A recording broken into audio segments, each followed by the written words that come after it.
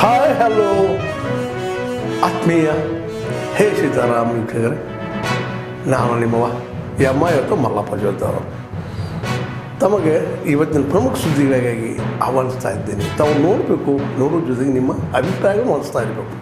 ಈ ಪ್ರಮುಖ ಸುದ್ದಿಗಳು ನೋಡ್ತಾ ಹೋಗಿ, ಜೊತೆಗೆ ನಿಮ್ಮ ಅಭಿಪ್ರಾಯ ತಿಳಿಸ್ತಾ ಹೋಗ್ರಿ ಅಂತ ಹೇಳ್ತಾ ನೋಡಿ ಈ ಸುದ್ದಿಗಳೆಲ್ಲ ಬರ್ತಾ ಇದ್ದಾವೆ.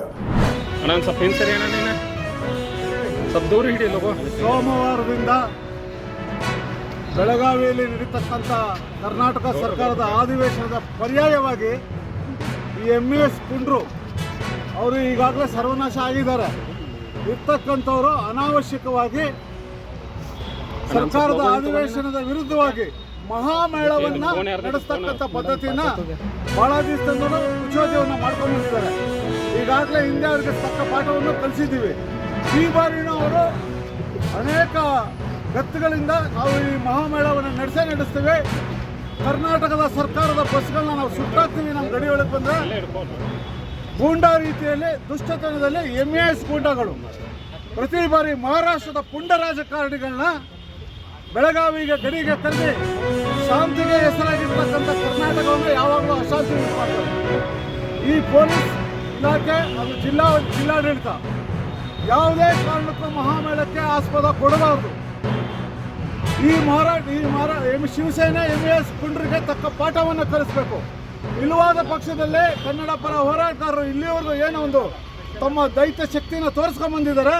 ಆ MES ಮತ್ತು ಶಿವಸೇನೆ ಪುಂಡಗಳಿಗೆ ಮತ್ತು ಹೊರ ರಾಜ್ಯದಿಂದ ಬರ್ತಕ್ಕಂಥ ಪುಂಡ ರಾಜಕಾರಣಿಗಳಿಗೆ ತಕ್ಕ ಪಾಠವನ್ನು ಕಲಿಸ್ತೀವಿ ಅಂತಕ್ಕಂಥ ಈ ಮುಖಾಂತರ ಜಿಲ್ಲಾಡಳಿತಕ್ಕೆ ತಿಳಿಸಕ್ಕೆ ಇಚ್ಛೆಪಡ್ತಾರೆ. ಕೊಲ್ಲಾಪುರದಲ್ಲಿ ಇವ್ರ ನಮ್ಮ ಏನಾದ್ರು ಇಲ್ಲಿ ಮಹಾಮೇಳಕ್ಕೆ ಅನುಮತಿ ಕೊಡದಿದ್ರೆ ಅಲ್ಲಿ ಕರ್ನಾಟಕ ಬಸ್ಗಳನ್ನ ತಡಿತೀವಿ ಅಂತೇಳಿ ಎಚ್ಚರಿಕೆ ಕೊಟ್ಟಿದ್ದಾರೆ. ಆ ಮುಟ್ಟಾಳರಿಗೆ ಅರಿವಿಲ್ಲ. ಅಲ್ಲದೆ ಈ ಒಂದು ಕಾರ್ಯಕ್ರಮ ಏನಿದೆ ಇದು 26, 27 ತಾರೀಕು ಮಾಡಬೇಕಂತ ಹೇಳಿ ಆ ಪ್ರೋಗ್ರಾಮ್ ಅಲ್ಲಿ ನಿಗದಿ ಮಾಡಲಾಗಿದೆ.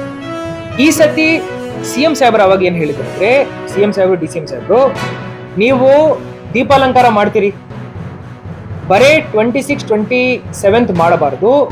9ನೇ ತಾರೀಕಿಂದನೇ ಭಾಗಶಃ ಶುರು ಮಾಡಿಕೊಂಡು 20 ಅಧಿವೇಶನ ಟೈಮಿಂದ ಶುರು ಮಾಡಿ 26, 27 ತನಕ ಗ್ರ್ಯಾಂಡ್ ಫಿನಾಲೆ ದೀಪಾಲಂಕಾರ ಮೈಸೂರು ದಸರಾನು ಮೀರಿ ಮಾಡಬೇಕಂತ ಹೇಳಿ ನಮಗೆ ಅವರು ಆದೇಶ ನೀಡಿದ್ದಾರೆ. ಅದಕ್ಕೆ ಎಲ್ಲಾ ಪೂರ್ವ ಸಿದ್ಧತೆಗಳನ್ನು ಹೆಸ್ಕಾಂ ಇಲಾಖೆ ಮುಖಾಂತರ ಹಾಗೂ ಜಿಲ್ಲಾಡಳಿತದಿಂದ ನಾವು ಮಾಡ್ತಾ ಇದ್ದೀವಿ. ಸೊ ಒಟ್ಟು ಸೇರಿ 30 ಸರ್ಕಲ್ಗಳಲ್ಲಿ ಹಾಗೂ 32 ಕಿಲೋಮೀಟರ್ ನಾವು ದೀಪಾಲಂಕಾರ ಮಾಡ್ತಾ ಇದ್ದೀವಿ. ಮೈಸೂರು ದಸರಾಗೆ ಹೋಲಿಸಿದೀವಿ ಅಂದ್ರೆ ಈ ವರ್ಷ ಬೆಳಗಾವಿ ಅಧಿವೇಶನ ಹಾಗೂ ಶತಮಾನೋತ್ಸವದ ಏನು ಅದ್ಧೂರಿ ಆಚರಣೆ ಆಗುತ್ತೆ, ಆ ಒಂದು ದೀಪಾಲಂಕಾರ ಮೈಸೂರು ದಸರನ್ನು ಮೀರಿ ನಾವು ಮಾಡ್ತೀವಿ ಅಂತ ಹೇಳಿ ತಮಗೆ ಭರವಸೆ.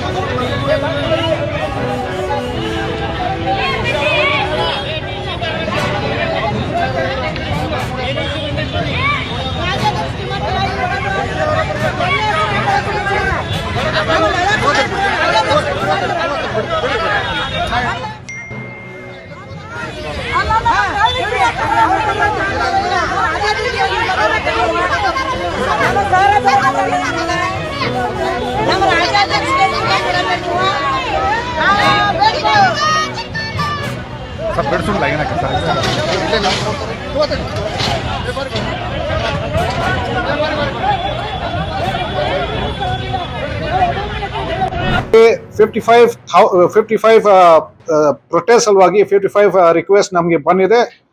ಮತ್ತೆ ಮೆಮೊರಂಡಮ್ ಕೊಡ್ಲಿಕ್ಕೆ ನಮಗೆ 50 ಬಂದಿದೆ.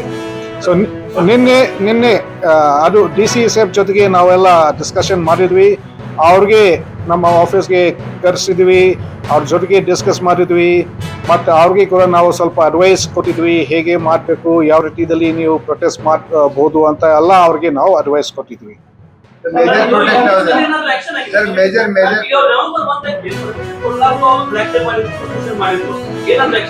ಸೊ ಆವಾಗ ನಾವು ಒಂದು ಕೇಸಸ್ ನಾವು ಬುಕ್ ಮಾಡಿದ್ವಿ.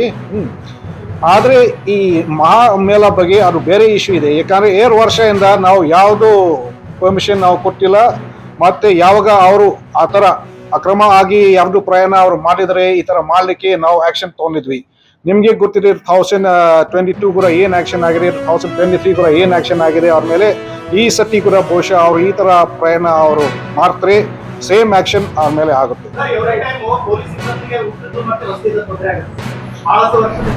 ಇಲ್ಲಿವರೆಗೆ ತಾವೆಲ್ಲ ಸುದ್ದಿಗಳು ನೋಡ್ತಾ ಬಂದ್ರಿ, ನೋಡಿದಿರಿ.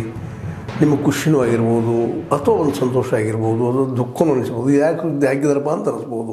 ಏನು ಅನಿಸಲ್ಲ ನಿಮಗೆ, ನಿಮ್ಮ ಅನಿಸಿಕೆಗಳು ನಮ್ಗೆ ಭಾಳ ಪ್ರಮುಖ. ಈ ಸುದ್ದಿಗಳು ನಿಮ್ಗೆ ಏನು ಅನಿಸಿದ್ರು ನೀವು ಕಾಮೆಂಟ್ ಬಾಕ್ಸಲ್ಲೇ ಹೇಳ್ತಾ ಇರ್ರಿ. ಜೊತೆಗೆ ಎಲ್ಲಕ್ಕಿಂತ ಹೆಚ್ಚಿಗೆ ಶೇರ್ ಮಾಡ್ತಾ ಇರ್ರಿ ಈ ನ್ಯೂಸ್ಗಳನ್ನು. ಜೊತೆಗೆ ಏನಪ್ಪ ಅಂದ್ರೆ ಹೇ ಸೀತಾರಾಮ್ ನಿರಂತರ ನೋಡ್ತಾ ಇರ್ರಿ. ಹೇ ಸೀತಾರಾಮ್ ಸತ್ಯದ ಕೈಗಳೇ ವಂದನೆಗಳು.